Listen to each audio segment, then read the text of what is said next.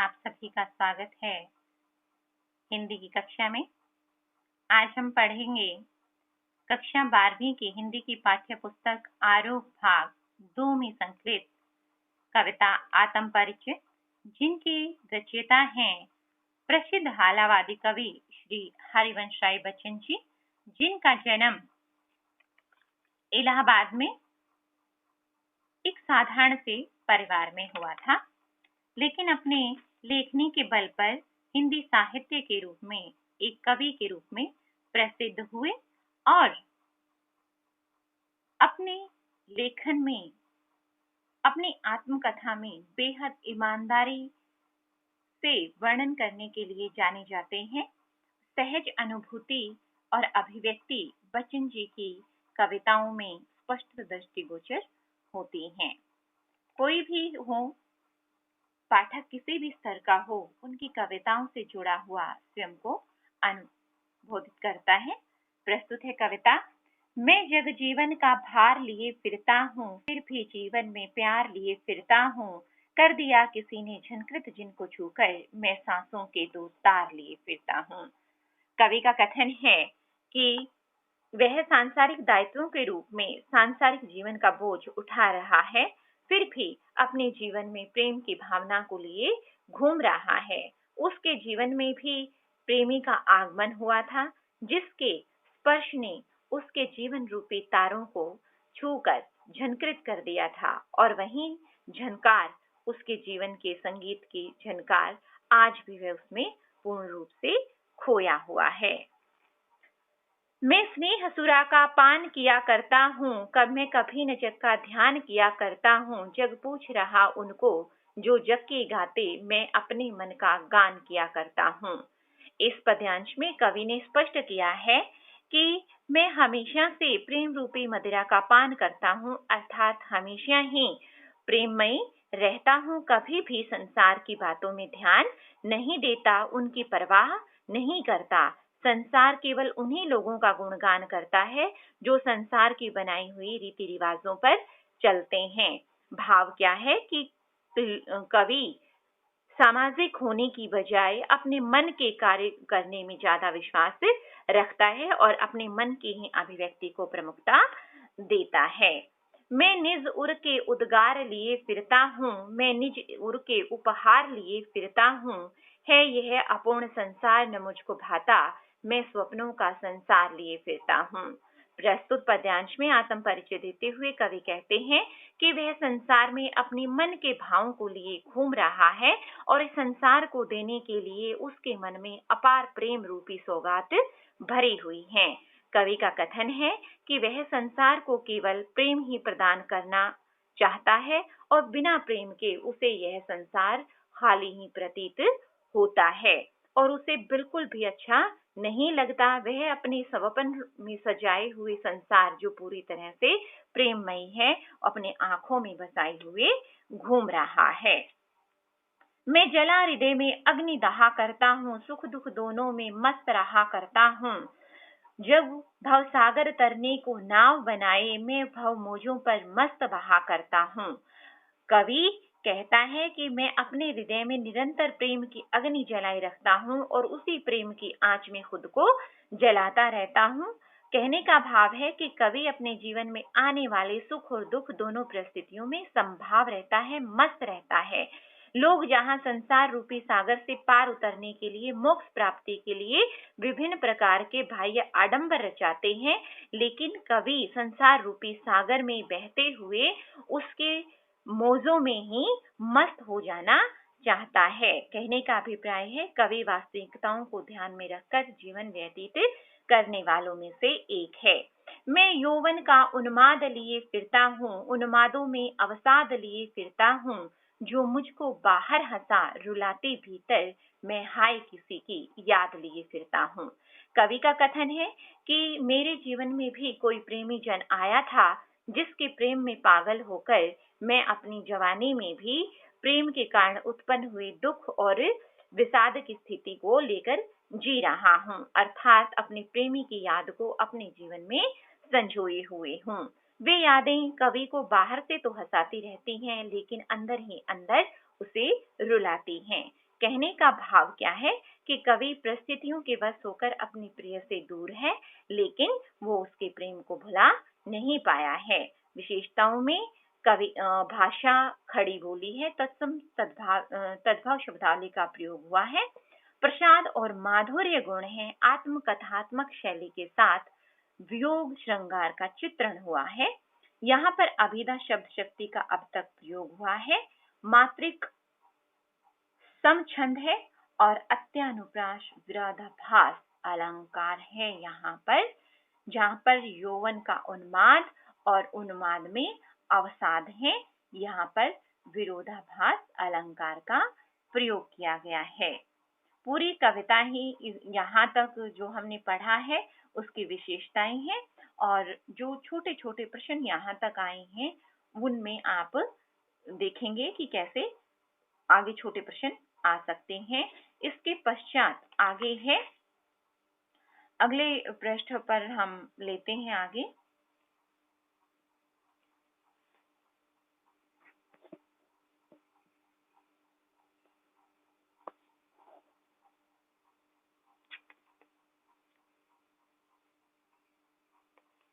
इन कविताओं के छोटे प्रश्न भी हो सकते हैं साथ साथ में, जैसे यौवन के उन्माद से कवि का क्या आशय है, और हर एक का भाव और शिल्प सौंदर्य आप करेंगे। अब अगली पृष्ठ पलटते हैं हम। कर यतन मिटे सब सत्य किसी ने जाना, नादान वही हाय जहां पर दाना, फिर मूढ़ न क्या जग जो इस पर भी सीखे, मैं सीख रहा हूँ सीखा ज्ञान भुलाना। कवि का कथन है कि सब लोगों ने मिलकर सत्य को अर्थात ईश्वर की वास्तविकता को जानने की कोशिश की है, लेकिन जीवन में भी कोई उसे सफलता हासिल नहीं कर पाया।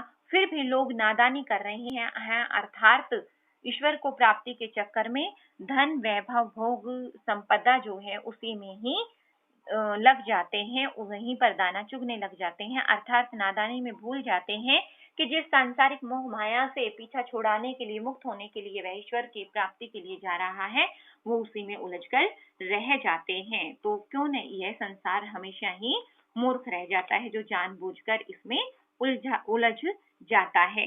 कवि कहता है कि मैं इस नादानी को समझ गया हूँ, इसलिए वह सांसारिकता का पाठ सीखने की बजाय निरंतर उसे भुलाने में लगा हुआ है। मैं और जग और कहाँ का नाता, मैं बना बना कितनी जग रोज मिटाता, जग जिस पृथ्वी पर जोड़ा करता वैभव, मैं प्रति पग से उस पृथ्वी को ठुकराता। कवि अपने आत्म परिचय में कहता है कि मेरा स्वभाव कुछ और है और यह संसार दूसरे स्वभाव का है, इसलिए हमारा कोई संबंध नहीं होता। और कवि ऐसे संसारों, कितने ही संसार हैं जिसमें वह अपनी कल्पनाओं में उन संसारों का निर्माण करता है और हर रोज उनको मिटा देता है। कवि का कथन है कि संसार में रहकर इस धरती पर जो जग वाले हैं, संसार वाले हैं, वो धन संपदा को जोड़ते रहते हैं, लेकिन मैं इस धन संपदा से भरी हुई पृथ्वी को ठुकरा देता हूँ, अर्थात कवि को कोई भी सांसारिक धन माया है वो आकर्षित नहीं करती है। मैं निज रोदन में राग लिए फिरता हूँ, शीतल वाणी में आग लिए फिरता हूँ, हो जिस पर भूपों के प्रासाद निछावर, मैं वह खंडर का भाग लिए फिरता हूँ। कवि का कथन है कि मैं अपने रोने में भी राग लिए फिरता हूँ, अर्थात उसमें भी प्रेम के गीत छिपे हुए हों। मेरी वाणी शीतल है, कोमल है, लेकिन उसमें प्रेम को पाने की तीव्र लालसा और ऊर्जा भरी हुई है। कवि के प्रेम में निराशा के कारण उसका जीवन खंडर सा है, लेकिन उस खंडर में भी, प्रेममयी खंडर में भी इतना आकर्षण है कि वो उस पर राजाओं के महल भी न्यौछावर करने के लिए तत्पर है। भाव यह है कि कवि के जीवन में प्रेम का अत्यधिक महत्व है। मैं रोया तुम इसको कहते हो गाना, मैं फूट पड़ा तुम कहते छंद बनाना, क्यों कवि कहकर संसार मुझे अपनाए, मैं दुनिया का हूँ एक नया दीवाना। कवि अपनी आत्म व्यथा का प्रकाश डालते हुए कहता है कि मैं रोया, कि मैं जब फूट पड़ा हूँ तो लोग कहते हैं कि मैं गाना गा रहा हूँ, और जब मेरे अंदर की वेदना वो तीव्र गति से फूट पड़ी तो वो कविता का रूप उसको दे दिया गया। कवि कहता है कि छंदों के रूप में उसका क्रंदन फूटा है और कवि दुनिया उसे कवि के रूप में सम्मान देने लगती है, लेकिन वास्तव में वह कवि नहीं है, बल्कि दुनिया का एक नया प्रेम दीवाना है, जिसका हृदय हमेशा प्रेम की मस्ती से भरा हुआ है। मैं दीवानों का वेश लिए फिरता हूँ, मादकता निशेष लिए फिरता हूँ, जिसको सुनकर जग झूम झुके लहराए, मैं मस्ती का संदेश लिए फिरता हूँ। कवि का कथन है कि वह संसार में पागल प्रेमियों सा पहनावा धारण करके घूमता रहता है। वह जहां भी जाता है, अपने स्वभाव की मस्ती के कारण वातावरण को भी मादक बना देता है। उसके भाव और विचार प्रेम की मस्ती से परिपूर्ण रहते हैं। उसके द्वारा गाए जाने वाले प्रेम और मस्ती के गीतों को सुनकर लोग भी प्रेम के कारण झुकने लगते हैं, प्रेम में झुक जाते हैं और आनंद में विभोर होकर लहराने लगते हैं। कहने का भाव क्या है कि कवि अपने गीतों के द्वारा संसार में मस्ती का संदेश प्रसारित करते हुए घूम रहा है।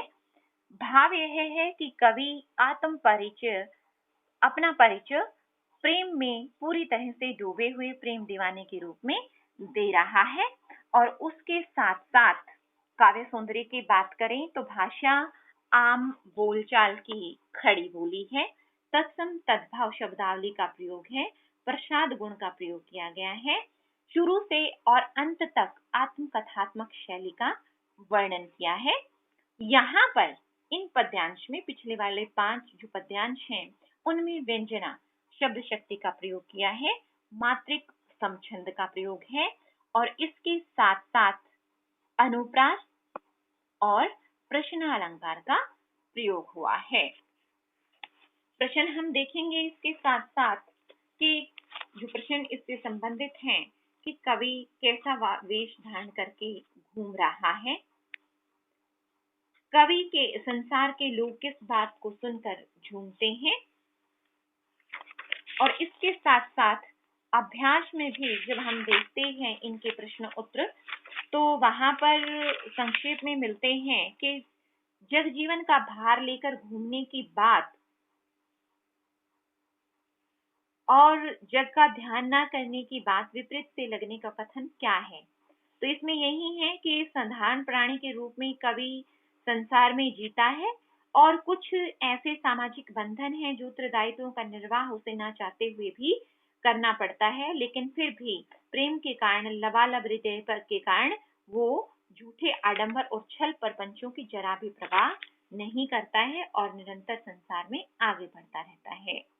दूसरा प्रश्न है, जहां दाना रहते हैं वहीं नादान भी हैं, कवि ने ऐसा क्यों कहा है। तो यहाँ पर दाना शब्द के 2 अर्थ निकलते हैं, जिसका उपयोग है लोभ लालच का अर्थ और एक है नादान। तो कवि का अर्थ क्या है यहाँ पर कि नादान है वे लोग जो सांसारिक मोह माया में भटक जाते हैं और अपने जो विशेष कार्य सिद्धि के लिए आते हैं उन चीजों को भूल जाते हैं।